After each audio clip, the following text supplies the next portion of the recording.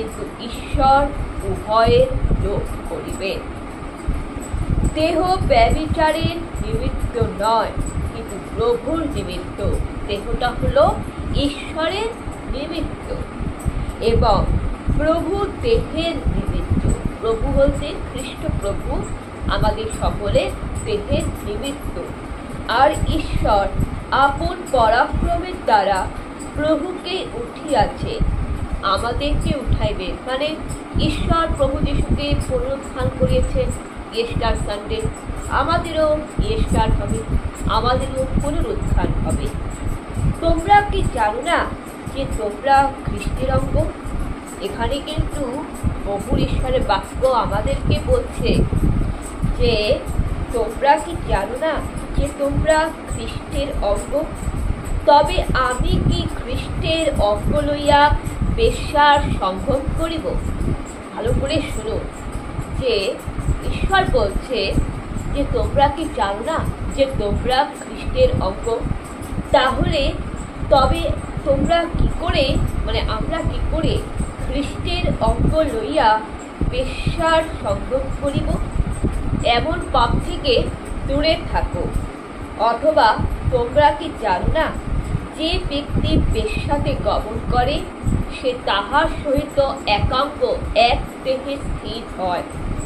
যেমন এখানে লেখা আছে যে কোনো বিবাহিত স্ত্রী আর বিবাহিত স্বামী যদি একসাথে সঙ্গম করে সেটা হচ্ছে এক দেহে, তাহলে একাঙ্গ দেহ। এই জন্য শিব পার্বতী দেখবেন যে এখানে বলা হয়েছে যে শিব পার্বতী যখন এক দেহে যখন বিলং করে তখন তাদের অর্ধনারীশ্বর বলে। একইভাবে যখন স্বামী স্ত্রী যখন শিব পার্বতীর মতন যখন ঈশ্বরের মতন যখন একসাথে বিলং করে, একসাথে যখন থাকে তখন সেটা একাঙ্গ হয়। কিন্তু কিন্তু কোনো নারী পুরুষ পর নারী অর্থাৎ পরের স্ত্রীর সাথে, পরের পুরুষের সাথে, অর্থাৎ নিজের স্বামী না, নিজের কোনো প্রেমিকা নয়, পরের স্বামী পরের পুরুষের সাথে, অথবা কোনো প্রেমিক প্রেমিকা যদি একসাথে যদি মানে মানে শারীরিক মিলন করে, একসাথে কোনো সেক্সুয়াল পাপ করে এবং সেটা অনেকটা বেশ্যার মতো। এবং কোনো নারী যদি দেহ ব্যবসা মধুচন্দ্রিমা করে, টাকা ইনকাম করে, দেহ ব্যবসা করে, মধুচন্দ্রিমা করে যদি বেআইনি কাজ করে, যাকে বলে পতিতা, বেআইনি কাজ করে যদি টাকা ইনকাম করে, বেশ্যাতে গমন করে, তখন সেটা অর্ধনারীশ্বরের মতো হচ্ছে, সেটাও একাঙ্গ হচ্ছে, মানে এক দেহে হচ্ছে। সেটা কখনোই উচিত না। তার কারণ আমাদের মানুষের প্রত্যেকটা মানুষের দেহটা হচ্ছে ঈশ্বরের মন্দির এবং আমাদের দেহের হচ্ছে ঈশ্বরের মন্দির। আর দেহের মধ্যে আত্মা হচ্ছে পরমাত্মা, হৃদয় হচ্ছে সিংহাসন।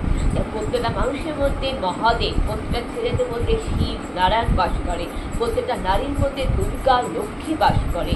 তো যখন আমাদের শরীরটা, যখন কোনো মানুষ যখন বেশ্যাগিরি করে, যখন কোনো মানুষ ব্যভিচারিতা করে, তখন সে লক্ষ্মীকে অপমান করছে, মা দুর্গাকে অপমান করছে, শিবকে অপমান করছে, ঈশ্বরের বাক্যকে অপমান করছে। এবং কোনো খ্রিস্টান পরিবারের মানুষ যদি বেশ্যাগিরি করে, ব্যভিচারী করে, এবং খ্রিস্টান পরিবারের কোনো জোয়ান ছেলেদের যদি প্রেম করতে গিয়ে যদি নিজেদের দেহটা যদি নষ্ট করে, নিজেদের দেহকে যদি অপবিত্র করে, অশুচি করে, কোনো সেক্সুয়াল পাপ করে, এবং এখানে বলা হয়েছে যদি বেশ্যাতে গমন করে, তাহলে সেই খ্রিস্টের শরীরটাকে নষ্ট করছে। কারণ আমাদের খ্রিস্ট মণ্ডলী, আমরা হচ্ছে খ্রিস্টের শরীর, আমাদের মস্তক হচ্ছে খ্রিস্ট। এটা এফেসীয় অধ্যায় বলা আছে। তো এখানে কুরিন্থীয় 6 অধ্যায় বলছে যে তোমরা কি জানো না যে ব্যক্তি বেশ্যাতে সংযুক্ত হয় সে তাহার সহিত এক দেহ হয়, কারণ সে দুইজন তো একাঙ্গ হয়। কিন্তু যে ব্যক্তি খ্রিস্ট প্রভুতে থাকে, যে ব্যক্তি খ্রিস্ট প্রভুর মধ্যে থাকে, যে ব্যক্তি ঈশ্বরের সাথে সংযুক্ত হয়, সে তাহার সহিত পরমাত্মা পবিত্র আত্মায় মিলন হয়। তোমরা ব্যভিচার হইতে পলায়ন করো, মানে ব্যভিচার থেকে দূরে থাকো। মানুষ অন্য যে কোনো পাপ করে তাহা সেটা দেহের বহির্ভূত, মানে মানুষ যা কিছু পাপ করে সেটা শরীরের বাইরে পাপ করছে। কিন্তু ব্যভিচারিতা, বেশ্যাগিরি, সেক্সুয়াল পাপ সেটা অন্তর থেকে করে, সেটা নিজ দেহের বিরুদ্ধে পাপ করে। তাই এখানেই মধ্যে লিখিত সুসমাচারে 15 অধ্যায় প্রভু যীশু বলছে যে মানুষের অন্তর থেকে যা কিছু নেগেটিভ চিন্তা, যা কিছু কুচিন্তা বাহির হয়, অর্থাৎ ব্যভিচারিতা, বেশ্যাগমন, পরক্রিয়া, চুরি চামারি, নরহত্যা, এটাই মানুষকে অশুচি করে, মানুষকে অপবিত্র করে। তখন সেই মানুষটার মধ্যে ঈশ্বর থাকে না, সেই মানুষটা দানবে পরিণত হয়, এটা অধার্মিক। কিন্তু বাইবেলে এটাও বলে যারা বেশ্যাগমন করছে, যারা কুচিন্তা করছে, যারা নরহত্যা করছে, যারা ব্যভিচারিতা করছে, যারা পরক্রিয়া করছে, যারা এই সমস্ত পাপ করে তাদের স্থান নরকে এবং তাদের জ্বলন্ত অগ্নিকুণ্ডে ফেলে দেওয়া হবে। এটা বাইবেলে প্রকাশের বাক্য শেষ অধ্যায় বলে। এ বিষয়ে আমি পরে আলোচনা করব। তা আমি এখন আলোচনা করছি যে 1 কুরিন্থী 6 অধ্যায়। তো 1 কুরিন্থী 6 অধ্যায় বন্ধুরা বুঝতে পারলেন যে ঈশ্বর আমাদেরকে কি বলতে চেয়েছে। আমি আরেকবার এখানে ঈশ্বরের বাক্য আমি বলছি যে ব্যভিচার হচ্ছে মানুষের মনে কুচিন্তা, একটা নেগেটিভ শক্তি, একটা নেগেটিভ, একটা অশুভ শক্তি। এটা দানবের বংশধর, অধার্মিক পথে নিয়ে যায়, এটা অসৎ পথে নিয়ে যায়।